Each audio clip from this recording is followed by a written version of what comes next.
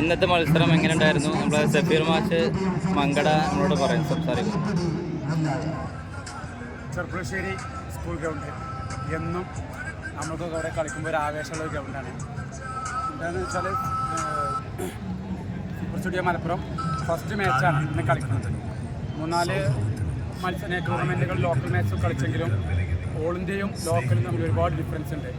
ഇന്നാണ് ടീം എല്ലാ പ്ലേയേഴ്സും ഒരുമിച്ച് കളിക്കുന്നത്. അതിൻ്റെ ചെറിയ ഒരു ടീം സെറ്റിങ്ങിൽ കുറവുകളുണ്ട്. പിന്നെ ഐക്കംകാരൻ നമ്മുടെ ബെല്ലാക്ക് നാട്ടിലെത്തിയിട്ടില്ല. പിന്നെ പ്ലേയേഴ്സ് 2-3 പ്ലേയേഴ്സൊക്കെ ഇഞ്ചുറിയാണ്. അപ്പോൾ അതിൻ്റേതായ കുറവുകളൊക്കെ കളിച്ച് സംഭവിച്ചിട്ടുണ്ട്.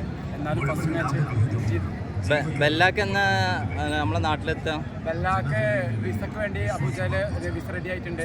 ഒരു 1 വീക്ക് നെക്സ്റ്റ് മാച്ച് ഇവിടെ ഗ്രൗണ്ടിൽ ഉണ്ടായിരുന്നു. ഇന്നത്തെ റഫറിങ് എങ്ങനെ ഉണ്ടായിരുന്നു? മുൻ വർഷങ്ങളെ സംബന്ധിച്ച് ഇപ്പോഴത്തെ നമ്മുടെ റഫറിങ് നല്ല നിലവാരമുള്ള റഫറിങ്സാണ്. ഒരുപാട് പ്രശ്നങ്ങൾ ഒഴിവാക്കാൻ ഇത്തരത്തിലുള്ള നിയമങ്ങളൊക്കെ നമുക്ക് കൊണ്ടുവരാവുന്നതാണ്. പിന്നെ കുറച്ച് മാറ്റങ്ങളൊക്കെ വന്നതിൽ വലിയ സന്തോഷമുണ്ട്. പൊതുവെ മോശമൊന്നുണ്ടായിരുന്നില്ല, നല്ലതാണ്. ചെർപ്പുളശ്ശേരി ഗ്രൗണ്ടുമായിട്ട് എത്ര വർഷത്തെ എക്സ്പീരിയൻസ് ഉണ്ട്?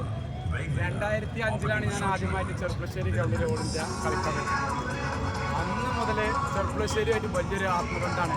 ഒരുപാട് സീനിയർ ആരാധകരുള്ള മദീന ടീമിൻ്റെ നാട്ടിൽ കളിക്കുക എന്നുള്ളത് വലിയ സന്തോഷമുള്ള കാര്യമാണ്. എന്നും ഗ്രൗണ്ട് സപ്പോർട്ടും അതുപോലെ ബെസ്റ്റ് ടൂർണമെൻ്റൊക്കെ ആയിട്ട് നടക്കുന്ന ചെർപ്പുളശ്ശേരി ഗ്രൗണ്ട് എന്നും സന്തോഷമുള്ളതാണ്. ചെർപ്പുളശ്ശേരിയായിട്ട് വലിയൊരു ആത്മബന്ധമാണ്. എന്തായാലും സൂപ്പർ സ്റ്റുഡിയോ മലപ്പുറത്തിനും സഫീർ മാഷ് മങ്കടയ്ക്കും എല്ലാവിധ ആശംസകളും നേരാണ്. All the best.